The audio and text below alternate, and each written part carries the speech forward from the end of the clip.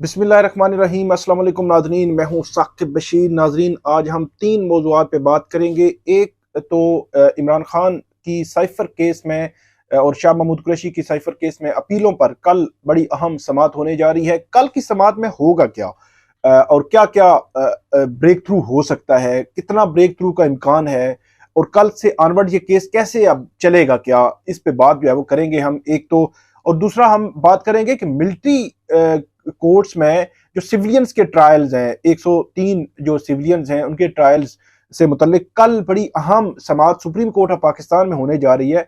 तो क्या इत्तलात हैं, सुप्रीम कोर्ट कल क्या कर सकती है और क्या ब्रेक थ्रू हो सकता है कल जो है वो सुप्रीम कोर्ट में मिलिट्री कोर्ट्स में जो सिविलियंस के ट्रायल्स हैं, उनकी जो अब आया था फैसला आया था उसके खिलाफ अपीलें जो है वो सुप्रीम कोर्ट में सुनी जानी है, इस पे बात करेंगे। और तीसरा हमारा मौजू होगा, बड़ा दिलचस्प यह मामला है, ये जो शेर अफजल मरवत और पीटीआई की सोशल मीडिया जो है वो आमने सामने क्यों आई है, इस पे बात करेंगे और क्या मामला जो है वो चल रहे हैं। इस सारे तनाजुर में जो है बात करते हैं। सबसे पहले तो इमरान खान और शाह महमूद कुरैशी के साइफर जो केस में अपीलें हैं उन पर समाअत होनी है कल।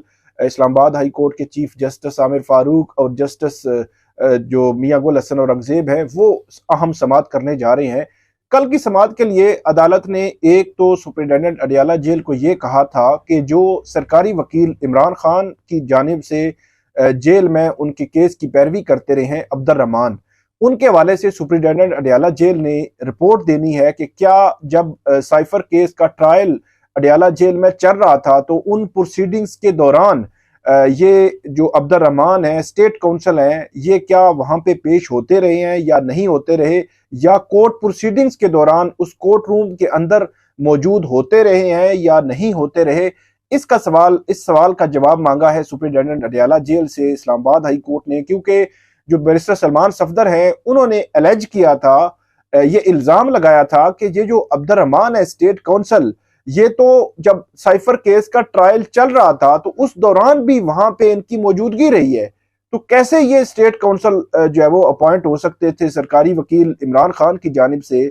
और उन्होंने ये भी कहा था कि एक तरफ एफआईए है, मतलब एफआईए भी सरकार की जो प्रोसिक्यूशन एजेंसी है, और एक तरफ एफआईए खुद जो है वो प्रोसिक्यूट कर रही है केस, और दूसरी तरफ भी सरकार के वकील ही आके खड़े हो गए, मतलब एक तरफ भी सरकार के वकील दूसरी तरफ भी सरकार के वकील।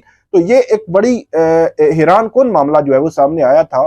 तो इस पॉइंट पर उन्होंने ये भी कहा था कि एक तो यह है कि ये स्टेट काउंसिल है, मतलब सरकार के वकील है, और दूसरी जानिब उन्होंने ये कहा था कि ये अब्दुल रहमान जो है ये पहले भी पेश होते रहे हैं वहां पे साइफर केस के ट्रायल के दौरान। तो इस सवाल का जवाब सुप्रिंटेंडेंट अडियाला जेल ने कल देना है। और मेरी इतला के मुताबिक अब कितनी अथेंटिक है, क्योंकि जो एडवोकेट जनरल इस्लामाबाद हैं उन्होंने कहा था कि अब्दुल रहमान जो है, जब ये तौहीन इलेक्शन कमीशन की समातें वहां पे चल रही थी, 3 समातें हुई थी, उन 3 समातों के दौरान तो वो स्टेट की जानिब से वहां पे जाते रहे हैं अब्दुल रहमान, लेकिन इसके अलावा नहीं गए।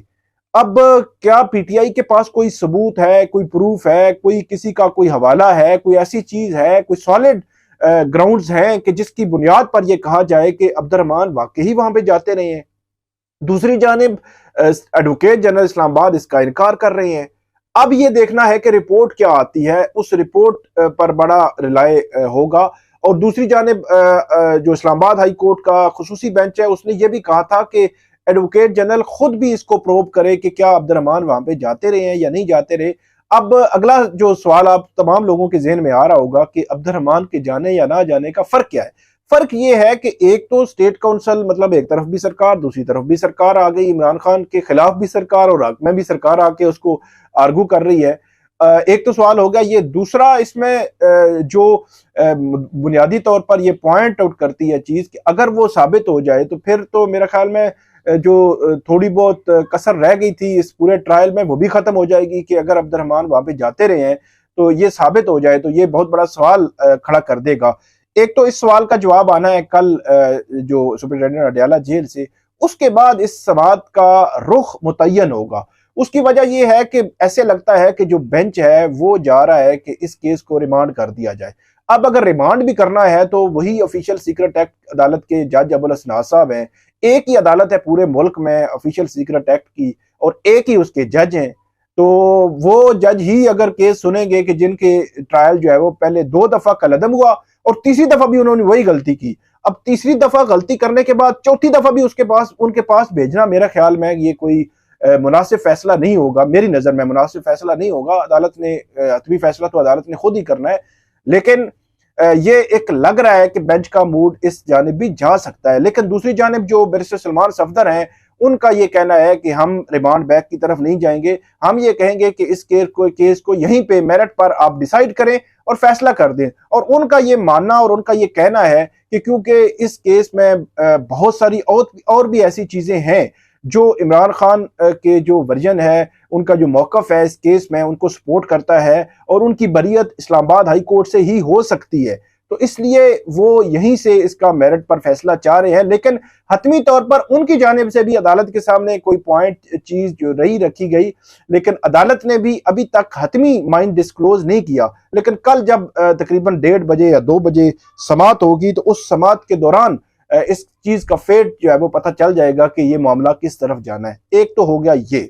दूसरा, ये सुप्रीम कोर्ट में मामला है, उस पर बात करते हैं।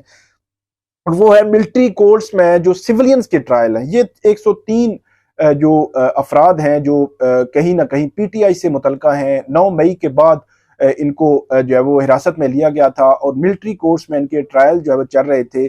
शुरू में ये बात आई थी कि जो अटॉर्नी जनरल हैं मंसूर अवान, उनकी जानिब से ये कहा गया था कि वो मंसूर अवान जो अटॉर्नी जनरल है, उनकी जानिब से कहा गया था कि वो इसमें कुछ लोग जो है वो बरी भी हो सकते हैं, कुछ लोग जो है इनमें सजा भी हो सकती है कुछ को। मतलब ये एक परसेप्शन थी, राय थी। लेकिन हतमी तौर पर उन्होंने कहा था कि हतमी तौर पर अभी तक कुछ नहीं पता। अटॉर्नी जनरल ने भी ये कहा था कि हतमी तौर पर कुछ नहीं पता, हतमी क्या होगा लेकिन वो तो ट्रायल्स के कंक्लूड होने के बाद ही पता चलेगा। लेकिन कल नया बेंच बना है, इसमें स्टे है कि जो ट्रायल्स हैं मिलिट्री कोर्ट्स के, वो ट्रायल्स आके बढ़ा सकते हैं सिविलियंस के खिलाफ। वो ट्रायल जो है वो एक पॉसिबिलिटी मौजूद है कि 9 मई के बाद उनको गिरफ्तार किया गया था। अभी मार्च की 24 तारीख है आज जब हम बात कर रहे हैं, तो इसका मतलब ये है कि 10 माह हो गए हैं। तो 10 माह में बज़ाहिर ऐसे लगता है कि वो ट्रायल्स कहीं ना कहीं कंक्लूड हो चुके होंगे या करीब कम से कम जरूर होंगे। क्योंकि जब स्टे खत्म हुआ था, सुप्रीम कोर्ट ने स्टे खत्म किया था, तो सुप्रीम कोर्ट ने कहा था कि मिलिट्री कोर्ट्स में जो ट्रायल्स हैं उनको अब आगे बढ़ाया जा सकेगा। उसमें जो एक कदगन थी कि वो आगे नहीं बढ़ा सकते, वो जो है वो सुप्रीम कोर्ट ने स्टे देने के बाद खत्म कर दी थी। अब कल नया बेंच बना है। पहली दफा इससे पहले जस्टिस सरदार तारिक मसूद ने 2 दफा इन अपीलों पर समाअत की। पहली में स्टे दे दिया था और दूसरे में उन्होंने रिक्यूज कर लिया था कि मैं जो है वो केस इसकी जो है वो नहीं करूंगा समाअत। और उसके बाद अब नया बेंच बना है। नया बेंच के हवाले से तनकीद भी आ रही है कि जो जजेस हैं, जो जूनियर जजेस हैं, उनको बिठाया गया है, सीनियर जजेस इसमें मौजूद नहीं है और जस्टिस नवाल खान मंदोखेल, जस्टिस अतर बिन अल्लाह मौजूद नहीं है। लेकिन बहरहाल ये बेंच अब बन चुका है। इस बेंच ने कल समाअत करनी है। इस बेंच से अब पता चलेगा फेट कि आइंदा अब इस केस में फर्दर क्या होना है, क्या होगा।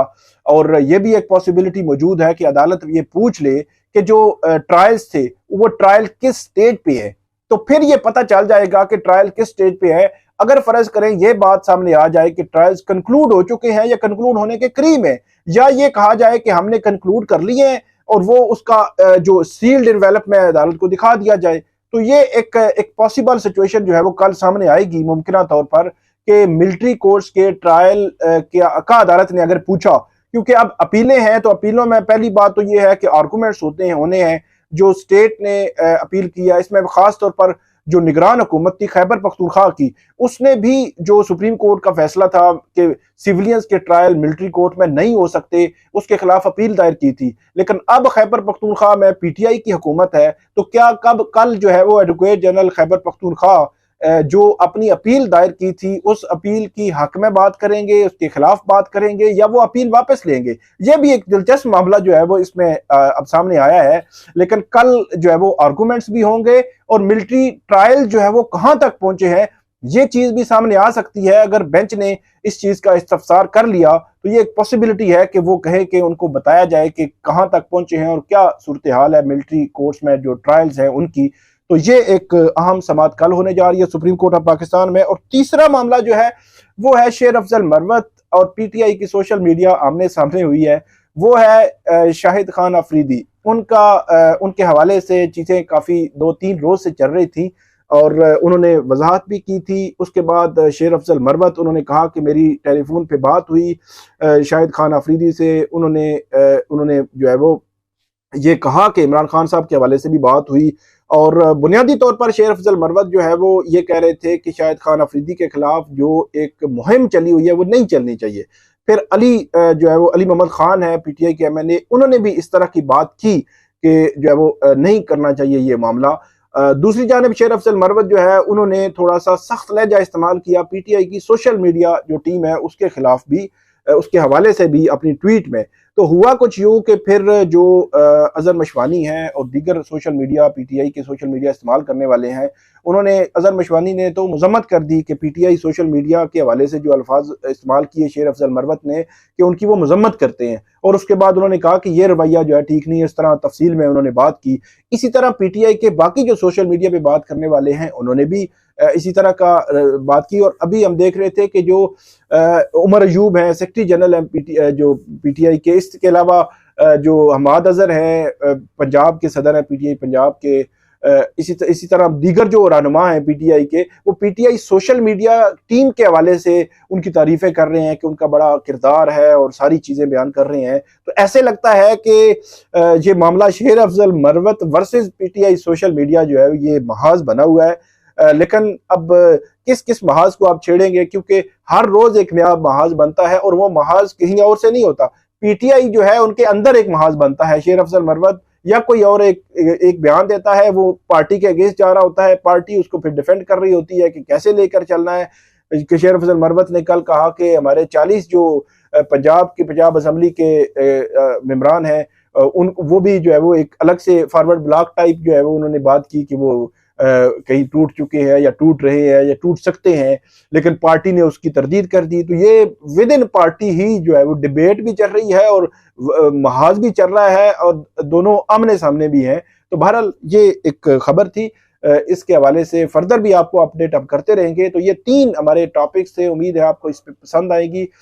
इस पे आप हमें फीडबैक दीजिएगा, हमारा यूट्यूब चैनल सब्सक्राइब कीजिएगा, बेल आइकन का बटन जरूर प्रेस करें और हमें सवालात भी आप भेज सकते हैं। बहुत शुक्रिया।